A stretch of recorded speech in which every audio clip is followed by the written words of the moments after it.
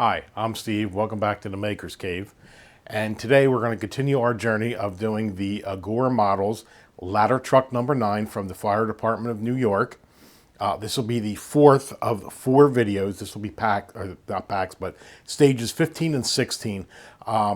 Pack 2 covered stage 9 through stage 16. It was a lot of stages, so I broke them up into 4 videos so you guys had something short to watch instead of one long video. I'm going to put a link below to Agora Models and to this build. I suggest that you go over there and take a look and start doing one of their builds if you don't particularly care for the Firetruck. They got plenty of other ones, but the Firetruck's really cool. There's something there to make you happy. So as always, we're going to bring you guys forward and we'll get building.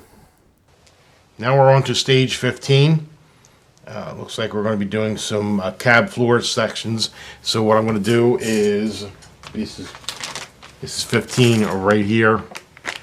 So what I'll do is I'll lay these all out and then we'll come back.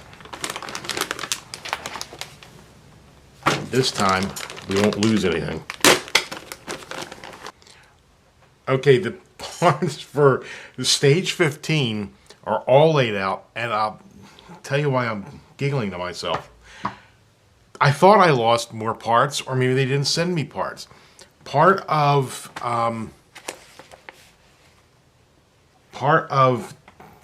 the assembly parts for this are, you can't see it here because again it's all faded out. There's 4 magnets that you need, and I couldn't find them anywhere. I mean, literally, I looked through all the parts. Here's the bag they came in. I took everything out carefully this time because I didn't want to lose anything like the door handle. And I said, they must have forgotten to send me these magnets. And then all of a sudden, as I was picking things up, I noticed there's a magnet right here.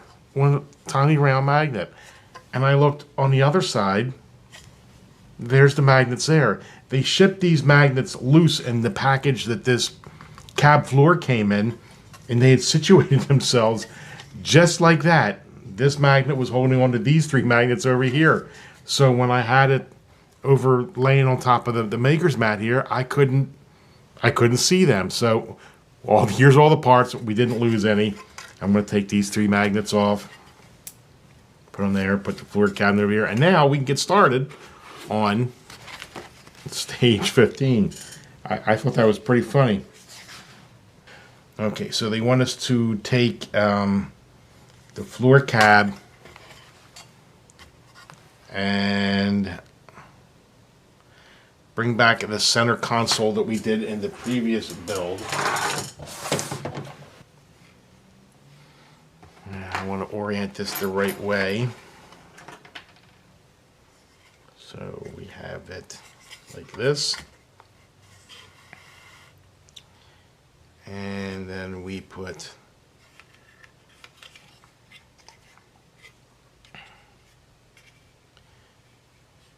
on like this.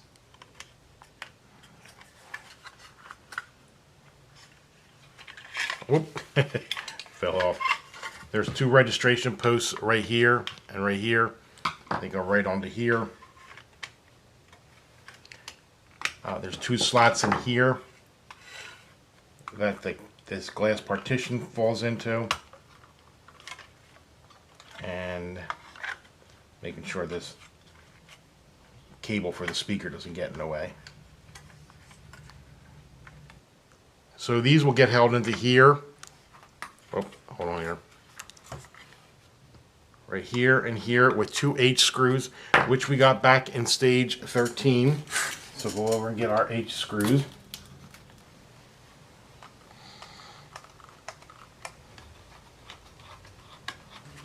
H screws are in. So center console starting to take some shape now.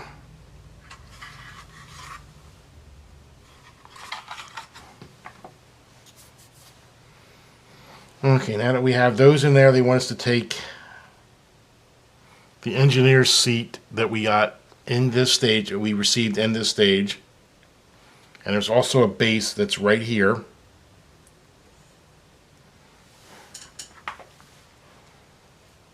and there's a small angle here. This goes towards the back here, and that is how the engineer's seat goes on there. There's two tabs on the engineer's seat. They are calling it the engineer. Yep. And it goes right in here. I'm going to dry fit these because I'm sure we're going to have to glue them.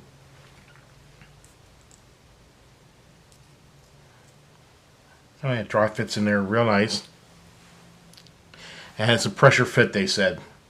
So that's all we have to do with this one. Put this back up here. Now they want us to bring the console back. And they actually want us to bring back at the console, or the engineer's seat.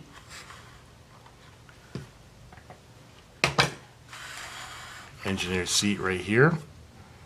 And they want us to put that in.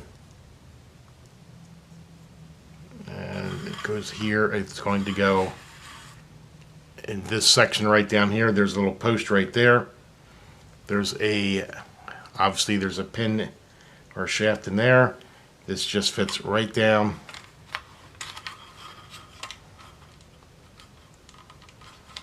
And the engineer's seat is on. And I'm sure that's going to get held on there with a screw. And they're just telling you to make sure the angle of the base matches the angle of the cab floor. And of course, if you could get it in there another way, more power to you. And that is going to get held in there with another H screw.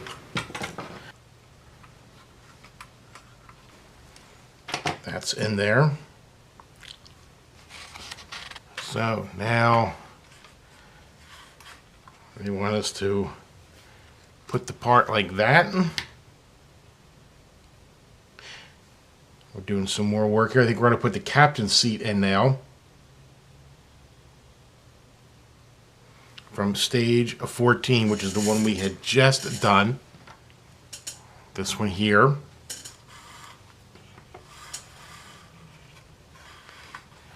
And they want us to put that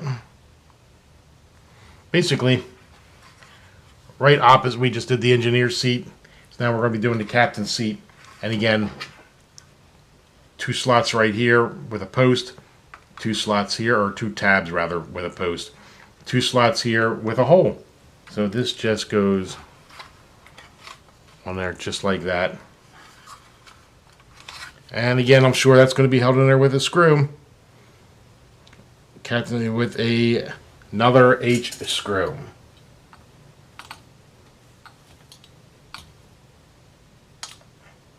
Now, as I was noticing, I was fiddling, this jump seat is a little loose here, and it keeps coming off, and they told us to pressure fit that. But I'm going to keep it like that as is. Let me go back and make sure. Yeah, they don't want us to put any glue on this seat to hold it into place. This was the engineer's seat that we did prior to the captain's seat that we just did. But so I'll leave it like that for now. I mean, if it's going to be a problem, I can always go back and add a couple dabs of super glue to it to secure it in place. So the captain's seat is in place right here. And now they would like us to put the thermal imaging camera, which is right here. So we have the center console like this. And again, this post right here is shaped like a D. So you can only put that in one way. And they want that to go right, let's see if I can show it to you here. I'm trying to get a right angle. Right here, there's a D-shaped hole, and it goes into there. And again, it's telling him not to use any glue, that this should be a press fit. Alright, I'll go with it. Let me tell you, it's not going in. It's not going in that easy. Hold on. There we go.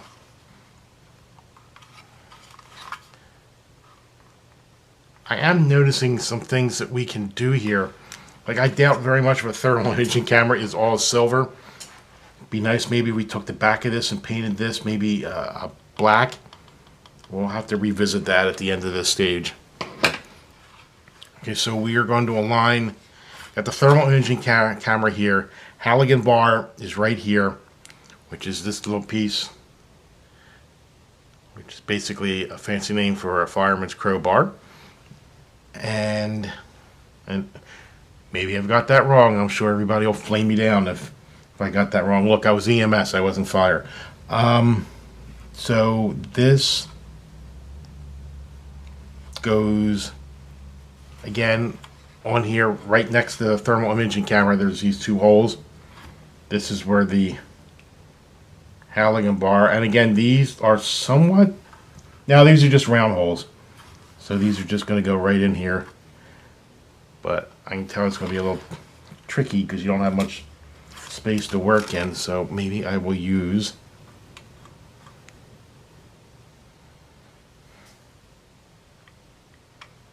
tweezers.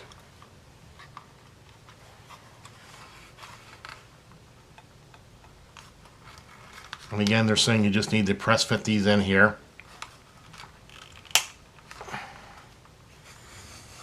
And you can probably hear them click into place. This back one goes in fairly easy right here, but this one's giving me a little bit of grief. So here's, I'm going to go out on a limb here, and what I'm going to do is I'm going to take this back one off, and using the X-Acto again, I'm just going to give this a few very light twirls. Not a lot of pressure, just enough. And yep, now the Halligan bar went in real nice. Right there. Okay, so that means he wants to check to make sure all the tools posts have come through. And they have here. This is for the camera, these two are for the bar. Right there. Now they want us to work with those those ever elusive magnets that we have. And now the magnets will be fitted to the floor. Note that each magnet has a red line on one side. Let's see if that's true. Yes, I don't. Can you see it? I'm trying to find the right way. There is a red line there. So I'm going to try and separate these magnets out. Red side up. And the reason they're doing this is because let's all go back to science class in high school. They're strong magnets. Each magnet has a positive and a negative. So you need to make sure they get aligned right when you put them in, and that's why they have the red line on one side. So they want us to, the red line is visible in each of the recesses of the four corners of the underside. So we're going to turn this over. And what they're talking about, get something that can point a little bit better, is there's little recesses right here, and there's matching ones on this side too. And they said that there is a red line in each recess. Oh, okay. Very hard to see, but there is one right there.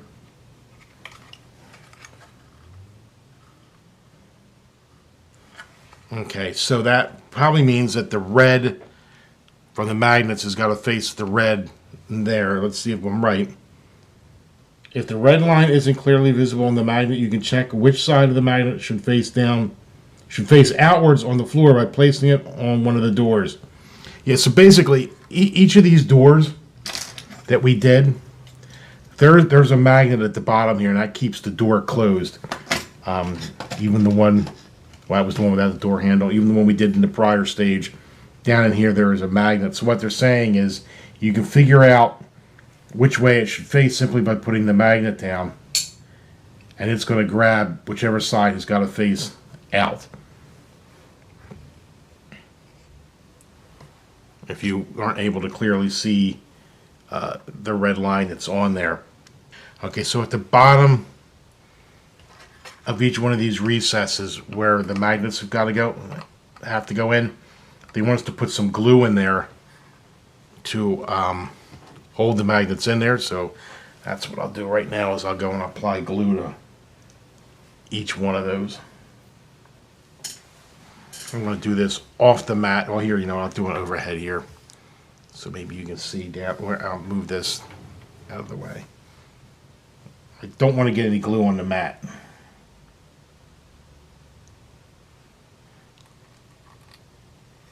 Basically, I'm just putting some glue on the end of the toothpick, and then I'm coming into here and putting it into those recesses.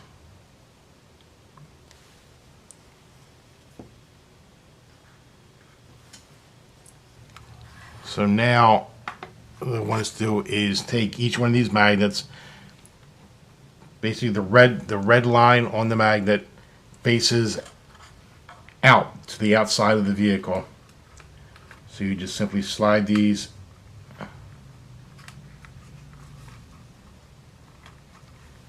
into the little holder right there. Let me see if I can get that, show it for you.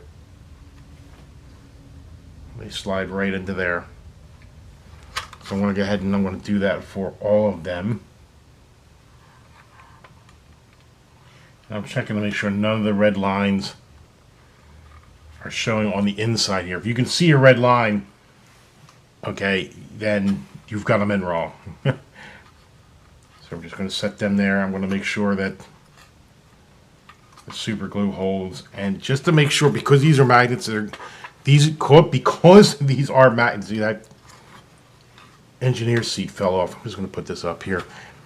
Because these are magnets that are going to be pulled apart when you open, going to have pressure against them when the door opens or whatever, I think I want to take a little bit of super glue and put it at the top edge here, just to make sure it gets held into place.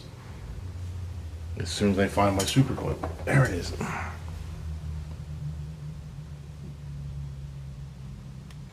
Okay, so I'm just going to let that sit there. I really, really want to glue this in so it doesn't fall out, but I'm just afraid that maybe they tell you not to glue it for a certain reason. These part work model designers always seem to want to, all right, now go back and unscrew this that you did, 4 stages ago. So I don't want to just, I just don't want to glue that in yet. All right, so while those magnets are drying, we're going to move on and see what is the next thing we're supposed to do. Okay, so we're keeping with this theme here. And basically it's just telling us to put the magnets in all 4 positions of what we did. And stage 15 is complete, and you've got some leftover parts for stage 15. You have some L screws, an extra H screw, and some steering components, steering arm, steering brackets. This looks like a license plate or something. I have no idea what it is. It's not even listed on the parts list. And a steering wheel.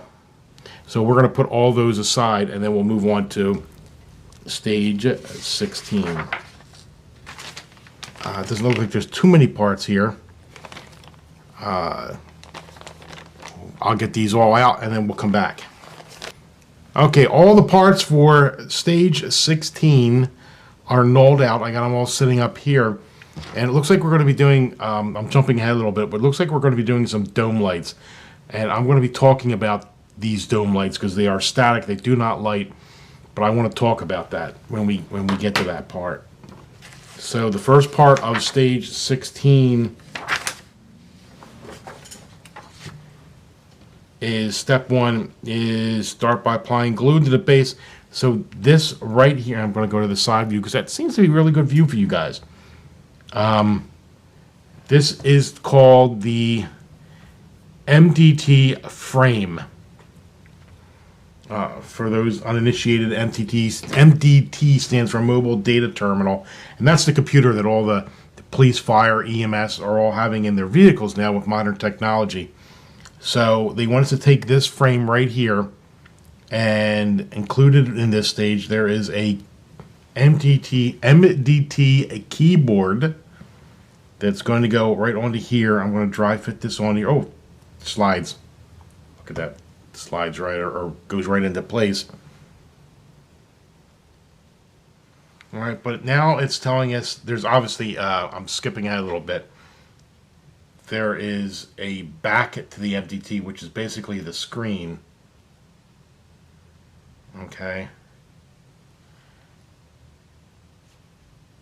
Right there. And they want us to put some glue where to hold the back frame on, but not the keyboard. The keyboard has been fitted. Probably a little more glue to the... Oh, again, this is my fault, guys, and I really apologize. We have new toner, and it's in. We're going to put it in there. I couldn't read the writing here because it faded out, but you actually start off by grabbing this MDT frame right here, okay, and applying a little bit of glue on the bottom here to hold. Put a little bit of glue on the bottom here to hold the keyboard into place. And that keyboard, believe it or not, is actually die cast. That is metal. Okay, so we just put it into place. We're going to hold it for a few seconds to make sure it adheres. Okay. Believe it or not, my day job is IT. So I'm kind of partial to this kind of electronics right here, and I was wondering if we could make an MDT that lights up. Very, very interesting thought. So what I'm going to do right now is I'm not going to glue the back into this right here. I'm actually going to bring back our center console. I'm skipping ahead a little bit in the instructions because the MDT frame goes into here.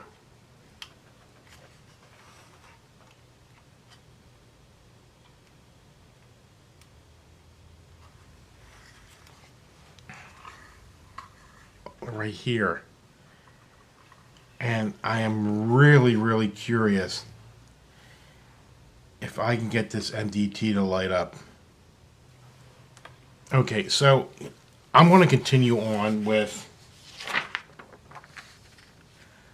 I'm going to show you what should be done, but what I'm not. But I'm not doing this. They now want you to take this MDT terminal screen rather, and they want you to super glue it to the back of this MDT terminal. I want this to glow. I want this screen to light up. So how am I going to do that? I'm not quite sure. I'm thinking maybe some clear printed pieces from the 3D printer. I'm thinking some laser cut, very thin laser cut plexiglass, and then with a small LED on the back right here, and then we can actually wire this, make it look pretty, because it wouldn't be uncommon, even if we had the LEDs go down into here to be powered, it wouldn't be uncommon for cabling to go down there, so we can paint that cabling from the LED black. So, because there would be cables on the back that's leading somewhere to power this. So here inlay is the ending of the installation of the MDT. Once you have that glue, I'm going to put this aside. Once you have this glued on, there's two holes right here, and then you would put the MDT right on there, and it's angled a little bit to face the engineer seat. That's basically what the MDT would look like installed. Of course, you'd have the back with the screen, but I'm not doing that because I'm going to modify that MDT terminal. Okay, so we're going to move on to what the next step would be. All right, so this is the cab roof they have us bringing in right now. And place the cab just like this. All right, recesses with holes in them that are, again, D-shaped. And what they're going to get are these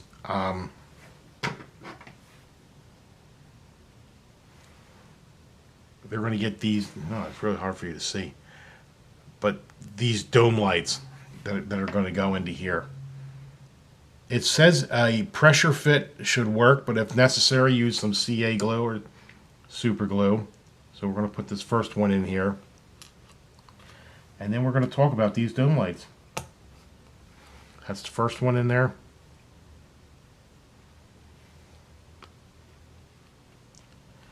Now, I am sure if you're doing this build or you're doing any part work build, you're fairly familiar with Todd McWilliams' Model Phoenix, Model PHX. Well, he has done a lighting mod for this roof and the next pack, which is pack 3 for the cab, which has some strobe lights or whatever. He has done a phenomenal job doing a lighting package for this. Really unbelievable. And one of the things he did was made these dome lights light up by putting some LEDs right in here, which I think we're going to do. So I'm going to just, these are pressure fit in right now. So we're going to leave them just like that until we install this in the cab. And then I think I'm going to follow his recommendations on how to light these dome lights up. They're really sharp. As a matter of fact, he made one clear, I think, and he made one red. So it gives a nice effect inside the cab. So we're going to put this away in our bin. The next step they have us doing after you glue in those dome lights, if you decide to glue them in or you decide to light them later, but after you get done doing the dome lights, is we're going to be putting these mirrors onto the doors. The wing mirrors will be fitted to the cab front doors as shown. However, they can easily get damaged during the build, so you may prefer to leave them off until later in the build. This is very interesting because this is one of the problems I'm having with the Eleanor, that I'm doing by Eagle Moss. Is that we would put the mirrors on the doors, and then while storing it, the mirrors would get broken off. So these are not the doors they go onto. Let me get the doors where they're shown on there. Hold on 1 second. Okay, so here's one of the doors, the front doors. And it's hard for you to tell, but there's holes here and here, which is where these mirrors would mount onto. I'm going to make sure that I'm going to put these in here real quick. Okay, so that's how the window. I don't want to push them in because I'm going to follow Agora's recommendation, because I can see if we put these in, storing these are going to get damaged. These could easily be added at the end of the build. So that's what I think we're going to do. We're going to store these away, and we're going to keep these for the end of the build, just like it's recommended to do in the directions. So we're going to take these two. I'm going to put them in this bag that I kept from the stage. It's a nice heavy-duty bag, and I'm going to wrap these up so they don't get damaged. I think that's a real important tip here, is follow their directions. Don't install these lights right now. Just keep them aside and put them on later at the end of the build, because as we're building this thing and moving around, they're going to snap right off of here. We are done. So the big things we did here are we did the cab roof with the dome lights that we're going to modify to light up. And we did the center console. Right here. So these are the two things that we did. Let's go to a nice side view here. Here is the cab roof with the dome lights. And what I'm really impressed, well, let me get this back on here because it keeps falling off. I really, really want to super glue this, but I'm just afraid we're going to have to take it off later on.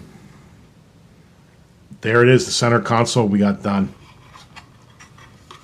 Thermal imaging camera, the Halligan bar. All right, I think maybe we might have an intermediate video right here, just some touch up. I might weather this Halligan bar a little bit to show it some use, maybe with some black rub and buff. And I think I'm going to detail out the thermal camera because it's all just monochromatic silver, which is completely unrealistic. So that is it for pack 2. Was it 10 through 16, 9 through 16? There we go. Looking good. The center console is really cool.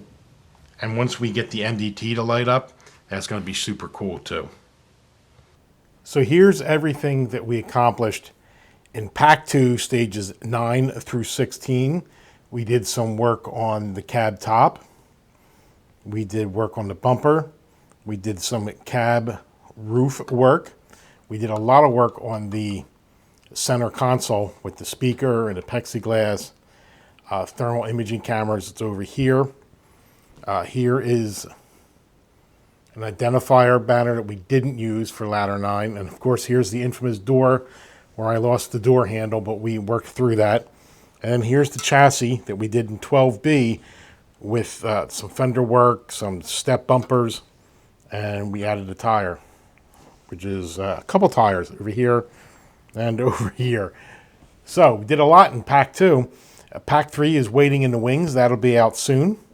But this is coming along rather nicely. Well, thanks for following along with me on pack 2 of the New York Fire Department Ladder 9 truck. As we discussed before, we got a lot done here. There'll be a link below to any of the tools and supplies that I used here. I encourage you to go and join up. This is really a fun build. Go over to Agora. They got a lot of different models if you don't particularly like this one. There's something there you would like. If you found that you're doing this and you found this video was helpful, be sure to hit the like button. And if you want to follow the other things we're doing, everything from electronics projects to part work models to regular models, be sure to hit the subscribe button. And if you want to be notified when they come out, be sure to hit the bell. So until next time in the next build, I'm Steve. Thanks for stopping by the Maker's Cave.